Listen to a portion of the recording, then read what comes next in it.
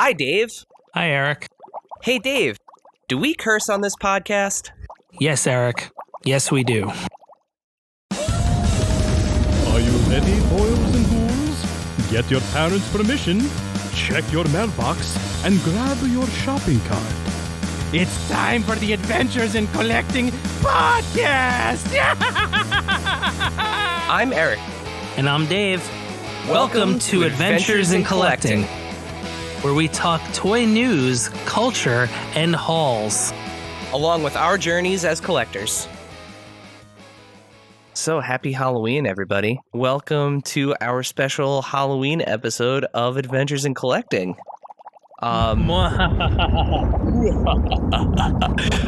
Thank you to Joe for hooking us up with a special little intro there.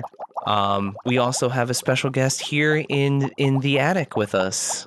I'm not that special. You're special. Also, that wasn't Joe. That was one of the many creatures we asked him to do an impression of. True. Yes. Yeah, I don't know which one, as of this point, I don't know which one we're going to land on. We have a couple different ones to choose from. So, we rolled the dice. We're hoping to land on that spot. We just don't know when the game piece will get there.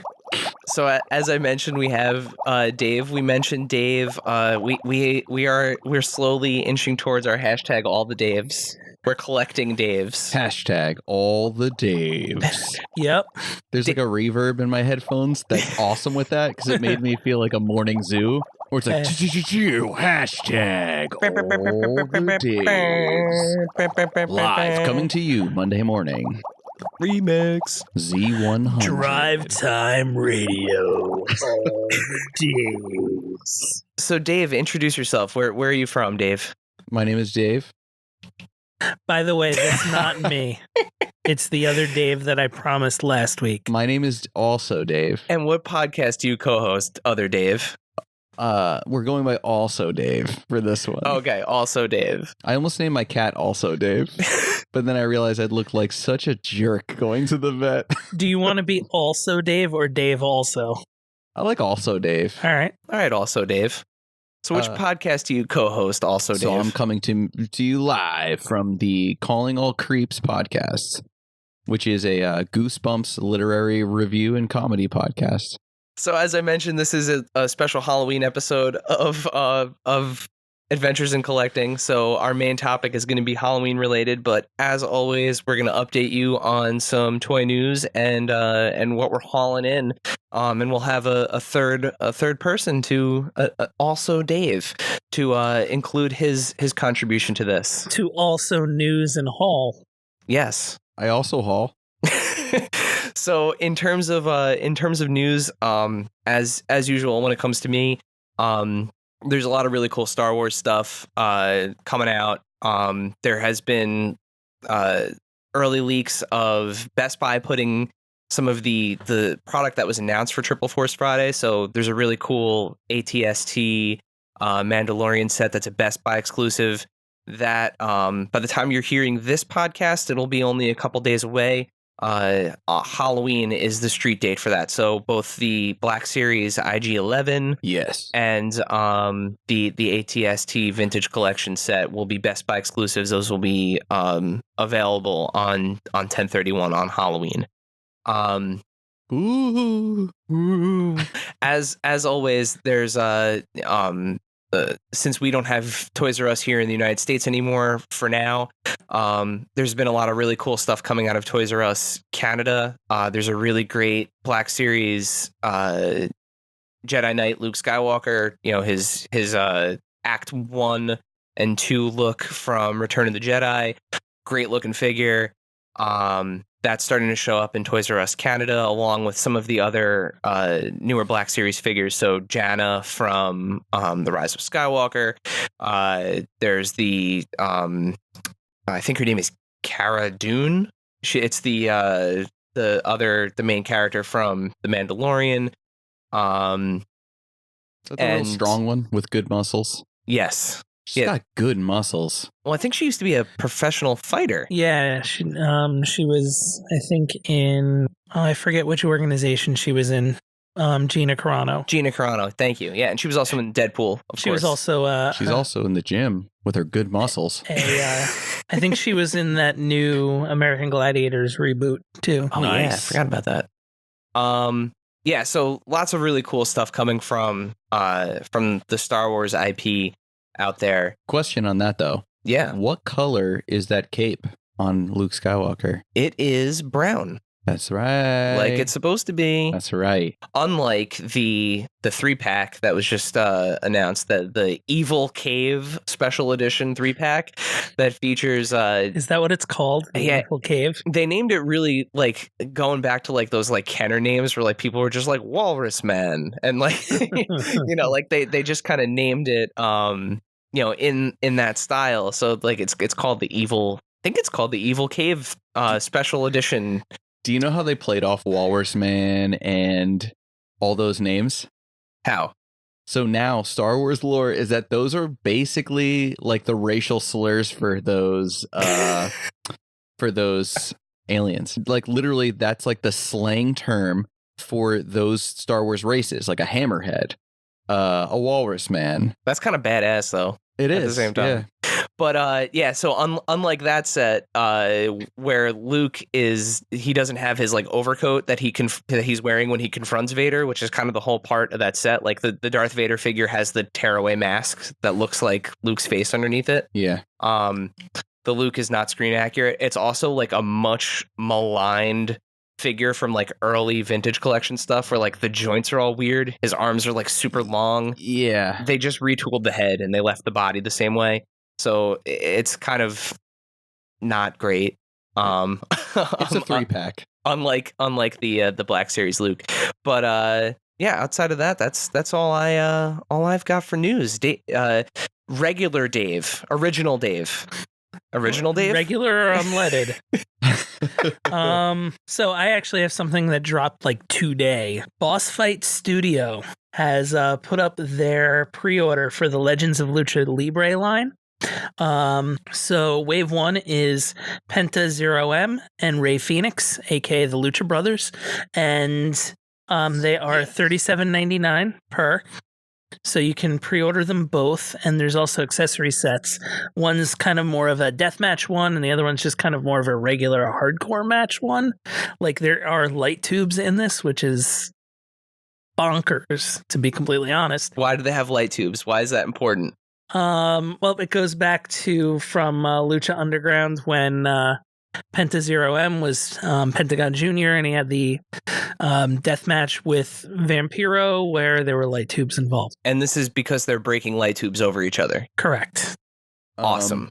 Just saw them at AAA in Madison Square Garden. Bought Penta's mask. And let me tell you, love those guys. I might actually pick up these figures because I just love them and love what they did to my face that time. I was so comfortable. I'd yell whatever I wanted. So I told, like, people are very into wrestling right now. They were like, Mexican wrestling, I'm there. I'll be there. Recently, they were like, oh, WWE will be here. I'm like, I'll think about it. I just heard about sushi and sumo in New York. Gonna be there too. I want to do wrestling around the world, baby. Well, you're a big New Japan guy, right? Yeah, I watch that as well. Yeah. And of course, the Lucha Brothers are in AEW right now. Hells yeah. Dave, anything? Also, Dave. Thank you. Did you have anything that you would like to add? Oh, stop. Also, Dave was my father. You could just call me Dave. Yeah, there's a couple things because I just looked through Instagram. So my favorite store, Walgreens, has been getting a few exclusive figures that are hitting now. No, not that Danny Moonstar that I'm just going crazy looking for. Because you need 3 of them, right? I need 4 of them. 4 of them. Because the New Mutants team is one of my all-time favorites. So we're getting all these cannonballs. We have a new Sunspot, but none of them are in their New Mutants costumes. This isn't even like the original fun New Mutants Claremont costumes, but I need it. The Cannonball's in the X-Force costume, isn't he? Yeah, which he's got like a little Ninja Turtle mask for no reason. Your whole body is made out of Kirby dots. Why do you need to wear a Ninja Turtles mask? But we are getting General Kenobi, 6-inch Star Wars, which is what I collect now. I got rid of all of my 3 and 3/4 figures when that came out and went super heavy into them when they first launched. So that I'm very excited about. I've been slowing down on that line, but really, really cool. Also, I think one of the most underrated lines and possibly the best figures Hasbro has been putting out this year, the Power Rangers Lightning line. Those are really cool looking. I admire them every time I walk down the aisle. So articulation wise, quality wise, I'd say they rival Figure Arts. No shit. So they, especially because Bandai does have a say in these, everything from the articulation to the detail to the paint is incredible. I am holding myself to only buying the villains, but of course, because Zach's my dude, we got that Zach Black Ranger in with the Dragon Shield. That is a Walgreens exclusive. Not only do I love Walgreens, I love my man Zach. I got to pick that up too. Awesome. Yeah, I keep seeing. I feel like I keep seeing Zed. Oh, such a good figure, and it looks so good. And the White Ranger, I keep seeing like the Tommy White Ranger. He was double packed in that, and they did such a good job with that 3D face sculpt on him. Yeah. Like it's incredible. The best figure in that line, surprisingly, is actually a 2-pack. It's the Green Ranger and the Putty. The Putty is the best figure. You know, it's just, and this is like, as much as I love Hasbro, I love you. I love what you're doing right now with the Marvel Legends, you know, the Star Wars figures, of vintage collection, like all the tech that you're using. It's great, but they have made some like very strong decisions with how they've packed these figures. Cause it's like, you know, you want more than one Putty, but you don't need, you could use like 6 Putties, but what are you gonna do with 6 Green Rangers? I have 2 Putties. And it sucks because there was somebody at the comic shop. I work at Zapp Comics and Cards in Wayne, New Jersey, also Manalapan. Look us up, zappcomics.com, or go to our Instagram. We're always sharing your stuff. We love Zapp. It's big Zapp love. They love you too. This podcast was actually kind of thought out there a little bit. Yeah, we did some planning, some external planning at Zapp one day. Yeah. You had the ideas, and it's just like we're all standing there talking toys, and you're, of course, fitting in perfectly with everybody, and it's just a whole big thing. It's like, why don't you just do it? Yeah. Go get your bro, Original Dave, and do it. Original Dave. OG Dave. OGD, they call him on the streets. And then my only other news, I don't want to take all your time, but Super 7, which, well, Walgreens, not Walmart, boo. Walgreens is my favorite store. Super 7's probably my favorite toy brand right now, or supplier or store. And they have just released the packaged art for the Ninja Turtle line that they're doing. Oh, yeah. Which super nice. A feel of the comics, the cartoon, and more importantly, the original toys that we knew from growing up. Yeah, they're modeled after the Playmates toys. And the packaging art, I have so many turtles, so many vintage turtles. Everybody's done it. I just picked up the NECA ones. These are the best by far. And the packaging, like, this is a figure I'd be proud to display in the package because it's beautiful and it looks just like the bed sheets and the pillowcase that I had, like with the bricks and the colors. And I love the weapon tree too. Like it has like the pop out weapon tree. Clearly a labor of love. Mm-hmm. Clearly. And Raphael being the only turtle in this line is obvious for the reason that if you are a comic guy, I mean, you have the red head. So, yep. And that's my news. Very cool. So let's very quickly run through hauls. I actually only have 2 things. Since the last episode, I picked up America's Ass, the Captain America from the first Avengers, or you know how he appears in the flashbacks and Endgame. Spoiler alert. So I picked up him at Walmart, and now I'm kind of on the hook for the rest of that set because I kind of want to build the Lebowski bro Thor. And I also found the vintage collection Sith Trooper at Target as part of that Wave 2, or the second. I don't know if I forget what wave they're actually calling it. Depends on which website you read, but it's the wave with the Sith Trooper, the Jawa, the Yavin Ceremony Leia, and I think it's the Shadow Trooper is in that as well. But yeah, I picked up the Sith Trooper, so I'm really happy to have that. But those are really the only 2 things I got since the last episode. I vaguely remember where I left off last episode, so we'll just go with if any of this is a repeat, I apologize. It's been 2 weeks. So I found the Target exclusive WWE Asuka Elite, the network Spotlight one. Very great figure. Very cool to find it. Very happy I found it. Got the Ali Chase, the Elite Chase, because I'm going to start getting the cruiserweights and anyone who's been on 205 Live. You're welcome. Thank you, Erik. Or was currently in this kind of most recent run of it. I found a Ruby Riott Basic, which factors into something later.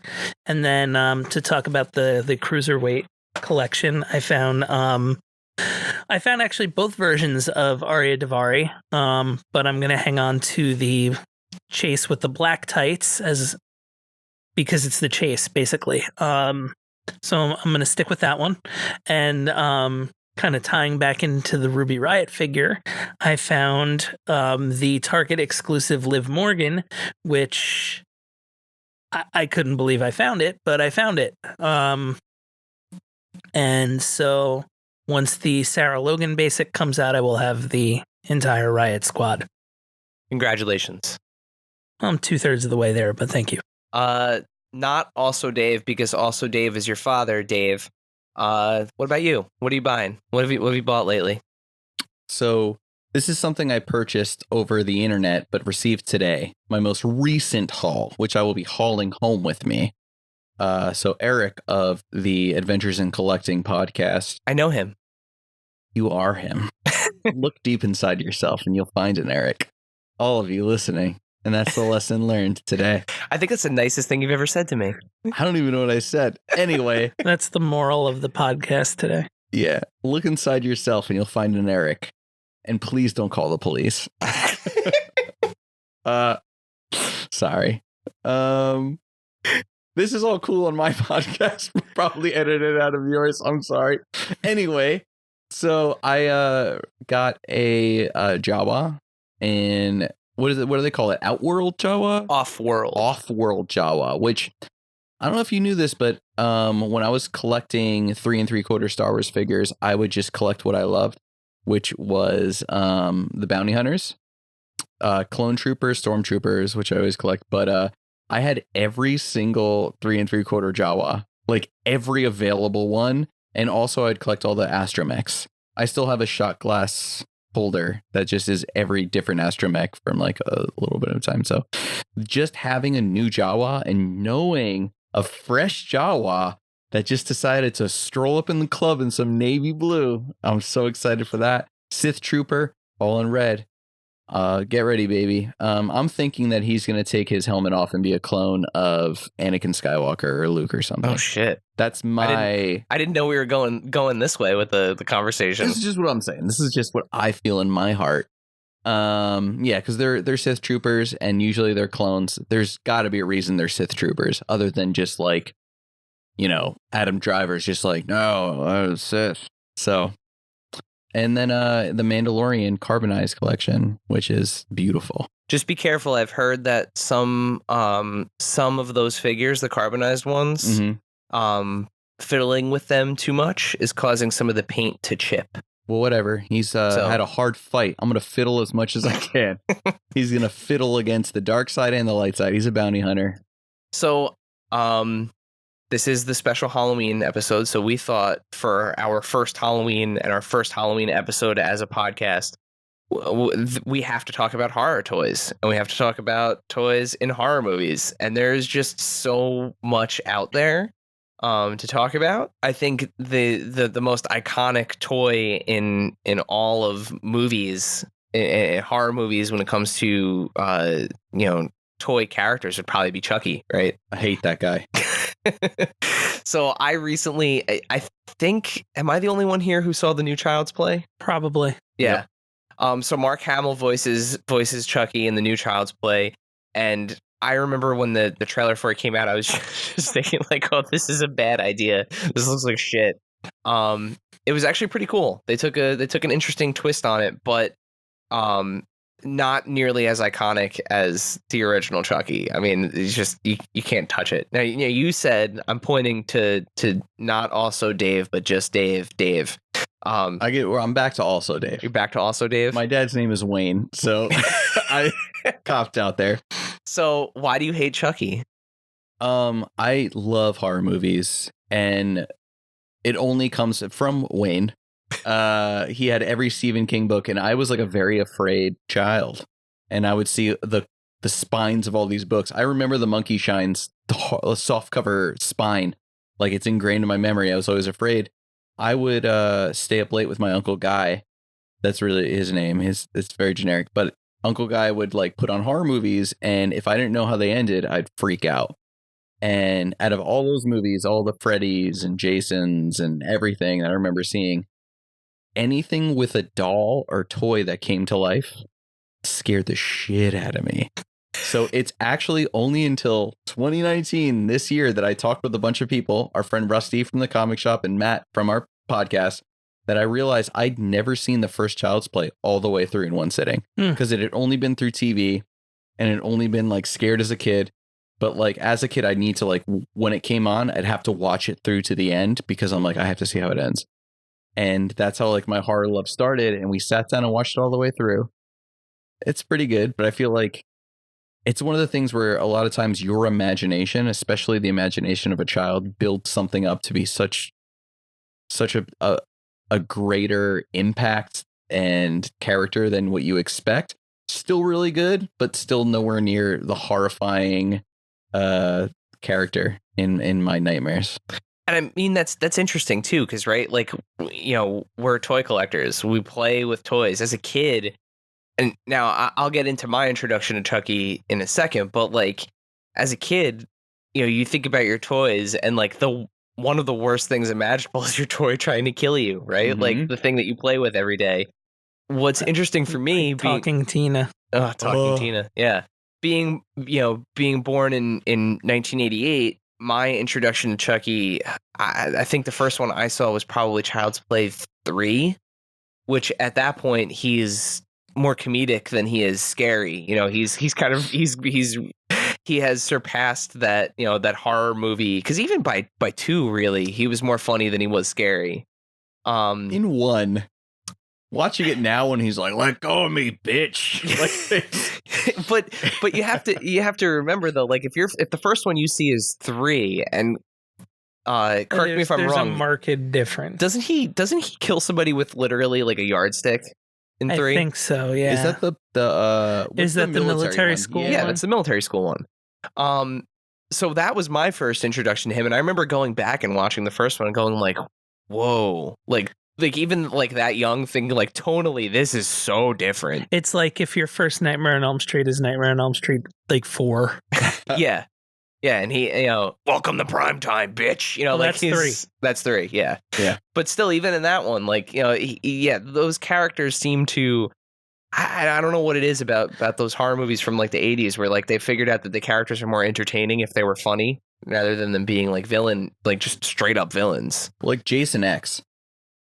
Jason X is basically the now that's what I call music of Friday the 13th movies, where they just added space and like they just took all their favorite kills and fun concepts and made them space. They just redid it again, but put their greatest hits in one compact disc, along with a little bit of like BDSM. Of course, because they were like, what do people love now? It's the early 2000s. Yeah. Blade's hot. Let's put a corset on this bad boy. There's a whole part of that movie where like there's a discussion going into the android character's nipples. Yeah. And how her nipples are designed to look like real nipples. Yeah. But yes, there is that precedent. Like I don't know which character. Probably Freddy was probably the character that started with, where they decided that like they the popularity become too much, where there was Freddy toys and the TV show and that's all right. this stuff. And wasn't he in like music videos? Yeah, Freddy had a music video or 2. I work at a private school, And I wore my Freddy sweater, my first Halloween there. And a bunch of kids walked up and said, "Why are you wearing a Christmas sweater on Halloween?" Only this year did I realize, like, someone was like, "Isn't Freddy a child murderer?"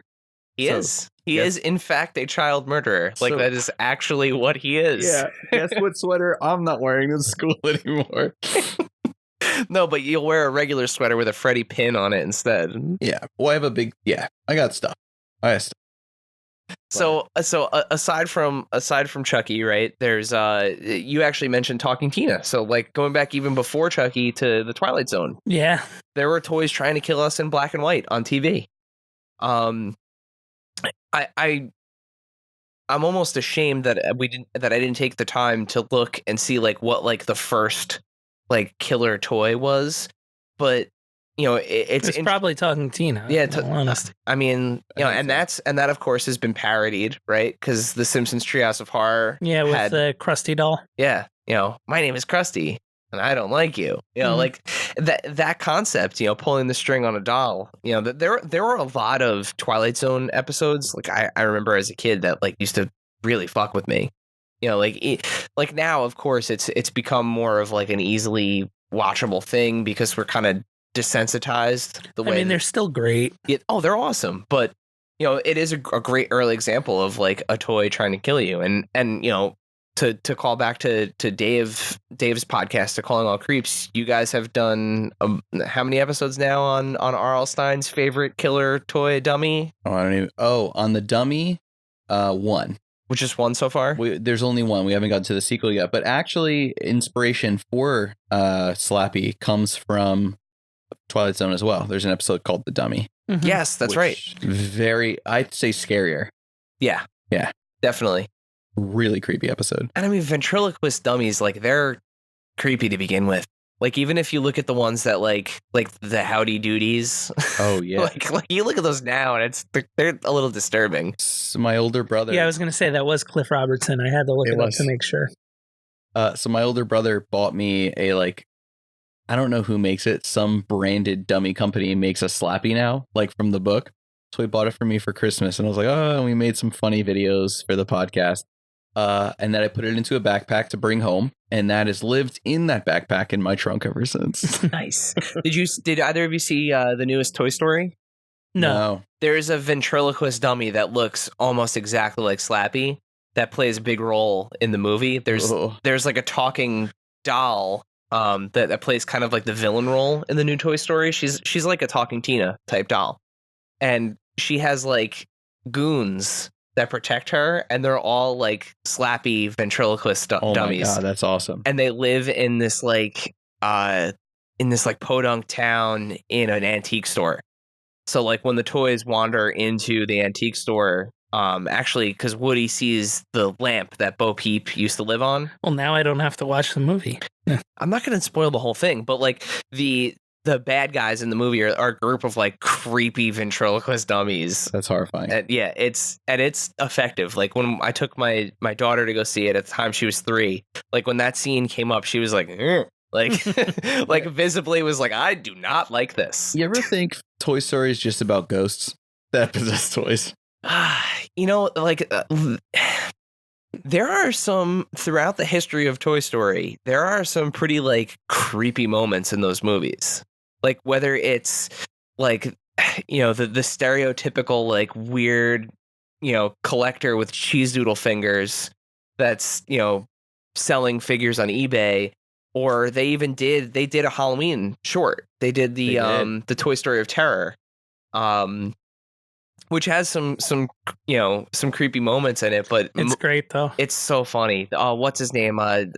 Timothy Dalton, right? Plays the voice of Mr. Pricklepants, and he's teaching all of the toys like the tropes of horror movies. Like, oh, and like, you know, this is the perfect time, you know, during a thunderstorm where you get a flat tire on the side of the road, and the car, while they're in the trunk, gets a flat tire, and they stop at a hotel. And he's like, and this is where every perfect horror movie starts. And the toys start getting picked off one by one, the way they would in like, you know, typical horror movie fashion. That's when they start getting stolen by like the pet of the guy who owns the creepy hotel. Yep, the hotel owner's iguana starts stealing all the figures, and he's eBaying them. Yeah, that, I mean, between that, or even in the first Toy Story movie with the part where Woody and the rest of the toys break like toy law, and they, you know, they scar Sid and inevitably cause years of psychotherapy because where he becomes a garbage man. Yes, in 3. That's right. Yeah. Which I'm not saying that if you are in that profession that you become that, but he just like, you know, he's still freaked out by toys. So you're not saying that all sanitation workers were tortured by their toys at one point in their life? No, I'm going to say that garbage men are fine, but I'm a garbage man myself, which has nothing to do with sanitation work, and I could speak to that. So we have Toy Story, we have Talking Tina, we have Chucky. Another big one is Annabelle, right? Mm-hmm. So I was way behind on those movies. I actually just watched them this year, all of them. First one's good. First one was really good. Second one was kind of shitty, but still kind of good. The new one is the best one. The first Annabelle movie is more about Charles Manson than it is the doll. Yeah, which was surprising. And you know what? So again, we're in New Jersey, so we're in kind of like the hotbed of where the Warrens kind of worked. You know, what's the one, the house that was in New York? Amityville is in New York, so it's, you know, it's literally like a short drive away from where we're recording. But their now defunct museum was in Connecticut, which is where like the real Annabelle lived. And after I watched the Annabelle movies, I looked it up. Did you guys know that Annabelle is actually a Raggedy Ann doll? Yeah. Yes. I did not know that. I had that doll. The Annabelle doll? No, like I had that Raggedy Ann and Raggedy Andy. Yeah, wasn't it Mom's and it became like mine and then yours? Yep, passed down. Another passed down toys. I got everybody's sloppy seconds or thirds when it came to toys. But that's what it's like growing up with older brothers. You know that. Yeah, you have older siblings. Yeah. But obviously I held on to my stuff. Sorry, younger brother. And that's what puts me on a podcast like this. I hung on to my stuff. But yeah, I did not know that it was Raggedy Ann Ann, yeah, the lady one, which is crazy. Like looking at like after watching Annabelle and seeing that like very creepily designed like porcelain like doll, you know, and like the full dress and everything, sitting in that case that says like positively do not open. You look up the real pictures and it's like a Raggedy Ann doll sitting in that same glass case with the same positively do not open. I actually think the Raggedy Ann doll is more frightening. Well, yeah, but it's like, you know, they probably couldn't get the licensing for it. Can we use Raggedy Ann as the possessed doll? No, absolutely not. Okay, we'll make one up. Yeah, but is that like, I can't imagine that like the people who are in charge of the Raggedy Ann brand at this point, like when was the last time you saw a Raggedy Ann doll somewhere? I mean, it's still like a beloved child's brand. By who though? Like, I feel like they're the Children. people that were like, oh man, we got two things going for us, Raggedy Ann and Jax. Raggedy Ann and Dirt. Yeah, our two big sellers. I want to talk about, speaking of Annabelle, my favorite haunted doll. You guys know Robert the doll? Oh, I do. The little sailor boy who will sail into your nightmares. Dave, do you know about Robert? No, what is it? Oh, please enlighten us. This is a good one. So this is the story of Robert the doll. So according to legend, the doll has supernatural abilities and that allows it to move, change its facial expressions, and make giggling sounds. Which, as a ghost, you know that, like, you're like, what powers you get? And he's like, gotta get giggling. Fuck that.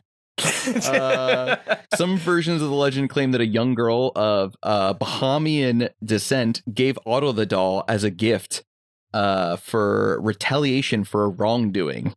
And people say it's a voodoo doll, whatever. But other legends just claim that the doll vanished after his house changed ownership. And then shortly after, they all died. And his death had triggered the doll's supernatural powers. And it blamed all of his childhood mishaps on this doll, like through like the neighborhood and stuff.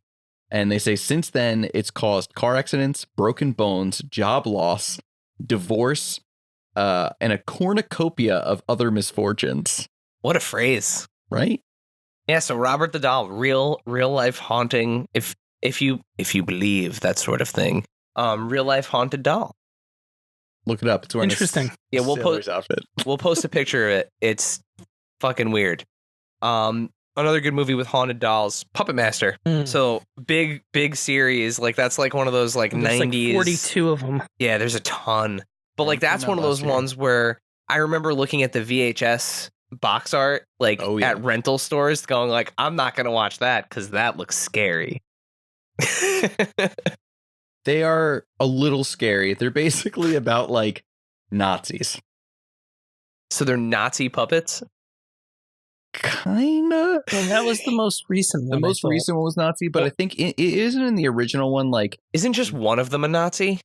Well, in the new one, there is one that is a Nazi, but I'm pretty sure the original one is about a man. Was he either like a Holocaust survivor or he was like an ex-Nazi that made these dolls and cursed them? It's like a revenge. The original one's like a revenge story. Oh, man. Where like he makes the dolls and they like do his bidding, like with or without him knowing, to like whatever. But I forget. They all blend into each other.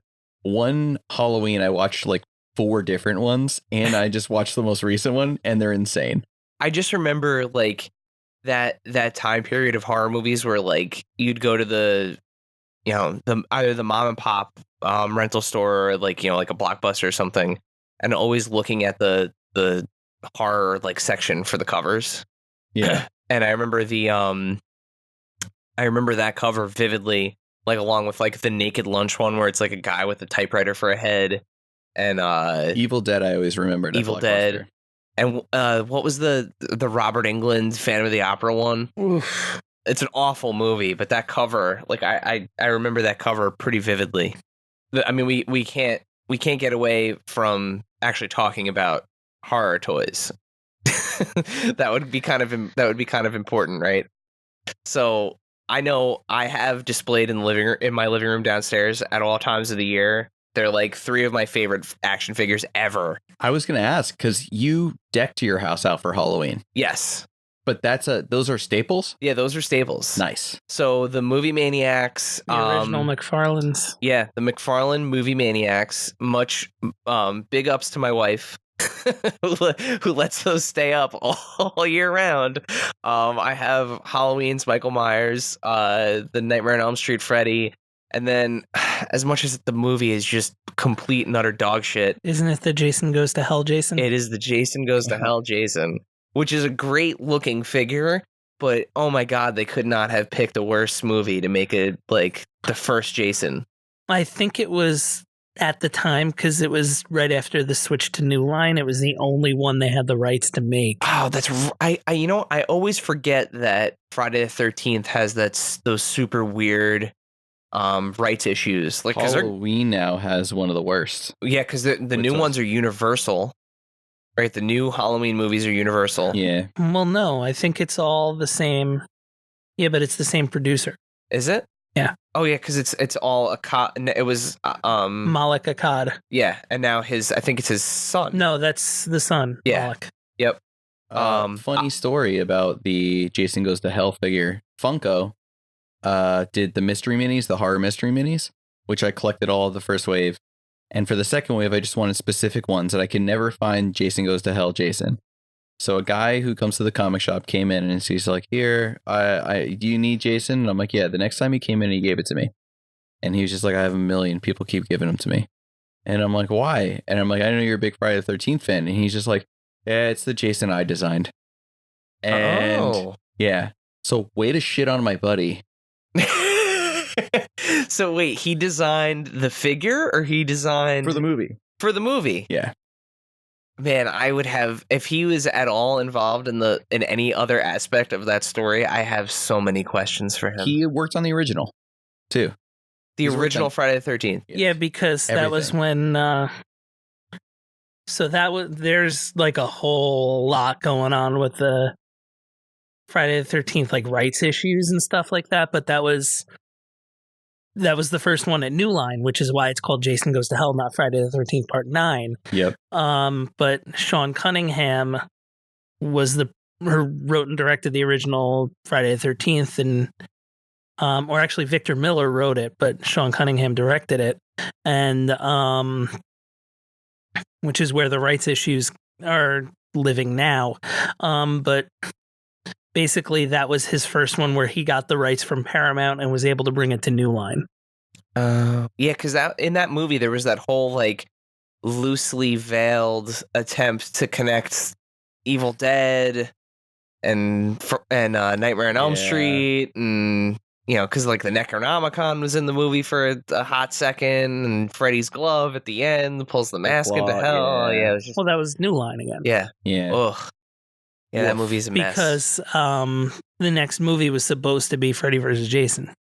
Which was eventually made, but was fun. It was fun. Yeah, It was fun. But that's what you wanted from it. But there is an incredible market for horror toys. Incredible. Like NECA is doing some of the coolest shit ever with I absolutely love the Pennywise figures that they've been putting out, like the various like faces, and like I have one at my desk at work. I have the one that has like Georgie's severed arm, and he's got like that grin. The Jasons are all fantastic. Yeah, who's the one that did the was it the GameStop exclusive one where it's the NES Jason, but you open the box and the box is like one of those greeting cards that plays the music from the video game? So the original one was a San Diego Comic-Con exclusive, and it got super expensive. So they re-released one as a Toys R Us exclusive, and that's the one that sang, and it also came with the severed head of Jason's mother, which you can find in the game, and then you get an item there too. Yeah, but you get the sweater, and that's how you beat the game. Well, you don't need it to beat the game, but it makes it very, very easy. That game's insanely hard. I love that game. Oh, it's so much fun. That's one that's like actually fun to lose. Yeah. My buddy Carl, we tried to beat that game, and and your friends are dead. Yes. Where we tried to beat that game so much at our darkest hour together in life. We're like, so we would meet up and play it on the NES, and our rule was we had to beat it NES style. So no internet. The only tips that we could get were from friends and be like, hey, your older brother play this yet? Or we should have done magazines. But yeah, you should have gotten the Nintendo. I think there was a Nintendo Power that had. It might have been a Game Pro. Yeah. I don't remember. But that's why I have the Jason tattoo on my leg is in the NES colors.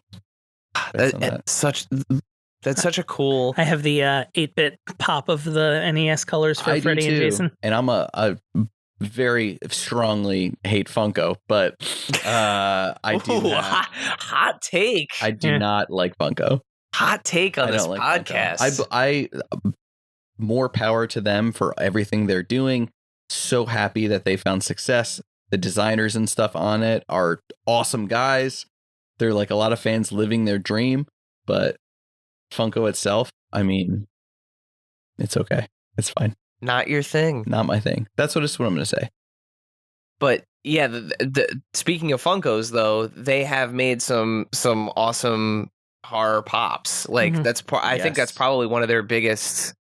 Yeah, there's that one Comic-Con exclusive Jason Unmasked where it's like $1,000 now at this point. They actually, as of that's awesome. Today, the 24th, I don't have it. They did like a Throwback Thursday to some horror pops they put out. I think it was just Freddy and Jason. Yeah, they showed Freddy and Jason, but I think it was 3 different iterations of each, and they're all exclusives of some kind. Yeah, it was the regular Jason, the Roy, and the Unmasked. And then the Freddy's were... I think it was an 8-bit. There was an 8-bit Jason in there, too. Oh, maybe. Maybe it was the 8-bit Jason then. Because they did I think I have... So the normal original Jason. I have the NES Jason of the normal colors. The NES Jason of the NES colors. The NES Dorb of Jason. The normal Dorb. Remember when they tried to make that happen? Yes. I have the Mystery Mini, every Mystery Mini Jason, including the 8-bit, the NES colors, which was the Chase. Which was like such a low ratio. Yes. And it's incredible how it happened. I bought so much at the comic shop. We were having a sale. There was the last one in the entire store. And they were like, you kind of have to buy it. And that was the one. Like after forever. As it goes. Yeah. And then also I have the Funko when they did the reaction figures, which thank God Super 7 took them back. That's kind of why Funko's, yeah, it's a whole story with Super 7 and them. But yeah, that I have the any New York Comic Con exclusive NES Jason from I wanted that one. So I while we're talking about Super 7 and like that kind of reaction series, I don't know if you guys, if you're following us on social media, which by the way, plug, AIC _podcast, follow us on Instagram and Twitter. We post all kinds of shit throughout the week, anything that we're finding. But you're one on it too. What was that? You're on stuff. I see stuff first from AIC _pod on Instagram. Damn straight. So one of my favorite follows on our account is Killer Bootlegs, and he recently came across this mold for from 1978 for The Shape, Michael Myers, and it was in that 4-inch scale, like 3 3/4 scale, 5 points of articulation style figure of Michael Myers, The Shape. Think like a G.I. Joe. Yeah, and they're putting he's putting it out from what I can tell. He's going to do a production of them, a small production. But he did a test print. Like he gave away like a test print with like a full test print like card and everything. It was awesome. It was a raffle, so it was like a $10 entry. I 100% was like, take my money. I can't wait for him to put out that actual figure. It's such a cool story that it never got made, for obvious reasons. Like if you go to his account and you scroll back and you look at the actual post, I think we actually reposted that post, so you could probably find it on ours too. But like the alien figures, which Super 7 wound up making. That's pretty much the story of reaction figures too. They found the original sculpt for the original alien that they would not put out because they wouldn't put out toys for a rated R movie. Yep, and that's the whole thing. They were like, people don't want, parents didn't want their kids to have. Well, they weren't ready to do it. That was RoboCop kind of broke that mold. Yeah, they didn't want to have an action figure of a guy that was running around slashing teenagers. Mm-hmm. But it's an awesome looking figure. I can't wait to see the final product. There was a Rambo cartoon. I had those figures. Yeah. I remember those. They had the big He-Man style almost, but they were boxier in a way. They weren't He-Man style. They were more like Safubi Japanese style in a way. Kind of, yeah. I do remember them though. They had some great accessories. They had really great I remember this big helicopter. And there was the Jeep as well. Yep. Were they that Remco? Jeep was cool. Were they? I think they may have been Remco. Remco had some incredible things, including Universal Monsters figures, which so good. Yeah, and speaking of which, we were during the first half of this podcast, we were watching The Creature from the Black Lagoon in the background, which I know is one of also Dave's. Well, Mego favorites. did the Universal Monsters too. They did the big cloth figures, but the little 3 3/4 figures were all the Remco boys. Well, they weren't 3 3/4. They were more like, I want to say the Rambos were 6. Oh no, the Rambos were big. Yeah, they were 6-inch scale. They did wrestling too, but generic. Yeah, the AWA. No, they were AWA. They weren't generic. I had no idea. That's what they were. That's what they reminded me of. They were the same type of figures as those, because I remember you had a couple of those. Oh man, they were Remco. Rainbow was Remco. I wish I had those AWA figures in good shape, but I had Shawn Michaels. Let's just put it that way. If you look up on eBay how much Shawn Michaels is in that individual series, played with that figure a lot. But also, Dave, you have quite an affinity for all swamp type monster figures. I do. So Swamp Thing, Man Thing, and Creature, right? Yes. So I know you showed me a picture beforehand, but how did you fall into the Creature from the Black Lagoon? It's a long story. It was kind of the thing where it's a movie that I'd seen in the past and then found a new meaning for at a darker time in my life, and then just kind of leaned into it real hard and started watching it a lot. It was kind of like the perfect movie to have in the background with stuff going on, which is ironic that we did that now. And also just a creature that I always really appreciated. But Which if you're into novels and feminism and history of film, check out Lady from the Black Lagoon, which was written by Mallory O'Mara, which came out recently. And that's about the female that actually designed the creature from the Black Lagoon and how it was basically all the credit was taken from her. But it's a really interesting story about women in film, and especially like the horror genre back when. But yeah, so it's just it kind of grew from there, my love for the movie. And then the figures before there weren't too many. I mean, basically you had the Remco figures, you had the like you're saying, the Migos, and then those two figures, Universal Monster figures, really just in a way of like horror figure nostalgia just spanned into this crazy thing where that Migos style figure has been remade by so many different companies. Like you can get the Migo figure from NECA, you can get it from, I mean, like a number of different people. And then the Remco figure is basically just what Funko and Super 7 put out for their Universal Monsters and are continuing to do. Just new sculpts. And some of those Remco figures, like I'm thinking like the AWA figures were in like He-Man scale. But these were basically, they looked just like, they would fit right with your Kenner Star Wars figures. Yeah. These Remco. And they also came with, if you had those play sets, they would have, it was like the same material they would use to make the carrying cases. Not the Star Wars one, those are like hard plastic, but you know that like vinyl wrapped. Oh yeah, like the Hot Wheels cases. Yes, but they actually, Remco came out with a Universal Monsters like haunted house carrying case, and it was like a play set that you could use with them too, made out of that material. Oh no shit! So like if you popped it open, it was yeah, it had like trapdoors and stuff. But yeah, and then even they did the glow in the dark figures, which even if you go to Super 7 now, they have the Misfits Fiends that I've been picking up, and they did a Remco homage that's all glow in the dark with that awesome card art that Remco had on those monsters. Yep. The big face, bright colors on a stark black contrast, looks like an album cover, is awesome.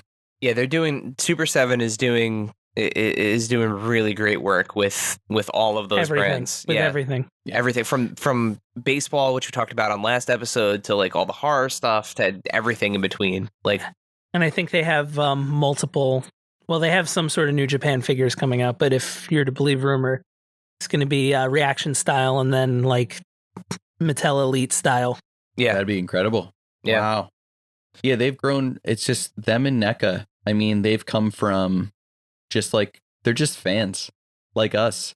They just make what they want, and it's like, that's why I think collecting toys is so exciting right now. I mean, like, I'm sure everyone has like their thing, right? Like the thing that you enjoy collecting the most. So for me, you know, the Star Wars and the Marvel figures, but I actually spend more time in a store looking at the stuff that I don't buy. Yeah. And like admire, like I went to Target, and I went over to like that area where they have the NECAs and the pops, like over by like the DVDs and Blu-rays and video games.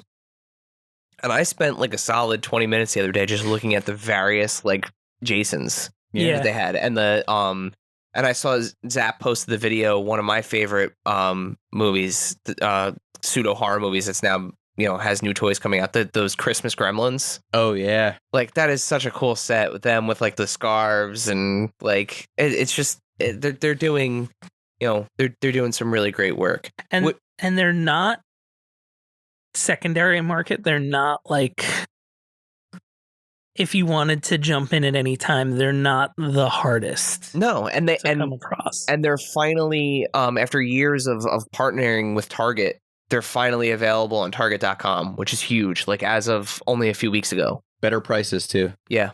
The only thing is that if you can, this is not like a plug, but as a collector, if you need to buy NECA stuff, find the mom and pop comic shops, find the local places, because the markup sometimes, the price of getting them into a big box retailer from a smaller place is tough. Yeah, 100%. But I mean, if you need to get them at Target, buy them there, because, you know, you want to support so that they know, you know, people are buying so they can continue. But I mean, sometimes that dairy exclusive GameStop figure, the Pennywise, the retail for it was $35. Yep. And like 25 is the normal, has always been the normal NECA price, which is crazy that it was just $10 more. And that's what all the prices are at GameStop for them. It's just, I mean, we don't think about like these little guys who are like, oh yeah, of course I need to pay more money for it because this is the Darth Plagueis that came out in the Vintage series, and it's this one, and it's because it's Darth Plagueis. We don't think about that it's made out of like oil and like how much it costs for shipping and for the big box and how many they had to buy to get that, and like, so yeah, good point. Yeah. So before we wrap it up on horror toys and on Halloween, putting you on the spot, and we'll go down the line. I'll kick it off. Favorite horror toy ever. So it could be either a physical toy that you've owned. It could be like a horror toy in a movie. It could be, any of those things. So I'll start. My absolute favorite horror toy ever is actually my Movie Maniacs original Michael Myers. Like, I just remember getting that figure in the blister pack that it was in, seeing it on the wall. I think I probably got it at the time from like a Suncoast Video or one of those places. But I remember that toy was particularly awesome because that, if you remember those early Movie Maniacs toys, they were some of the most lifelike and most realistic looking ones out there. 1, 2, they came with this awesome like movie poster that was in this like it looked like it was made out of like bone, the stand and like everything with it. And sadly I have my Michael Myers on display, but I couldn't tell you what happened to the pumpkin that he came with or that movie poster. But that's still, I love the way that figure looks. Absolute favorite. Who's next? I always remember you had that Freddy Krueger like soft figure. Oh, that was like a bootleg Freddy Krueger with the broken arm. With the broken arm. Yeah, it was like a bootleg Freddy. I was actually gonna say that was probably one of them because that was just so bizarre and so rare and so random. That thing's probably still in Mom's basement somewhere. It's somewhere. Probably without the arm though.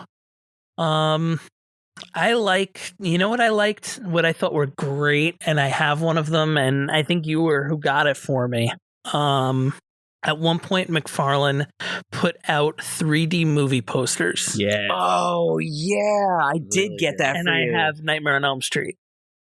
Because they were doing the album posters, too. I had the Master of Puppets Metallica album cover, and then they did the movie posters, too. And they had Alien with the light-up egg. Yes. And, yeah, no, I definitely, I'm Friday the responsible 13th, for that. I think, was one of them, too.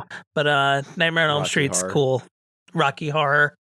They had a bunch of them. Wasn't it the Friday the 13th part 3? Because it was the knife coming through the shower? I think they had part 1 as well.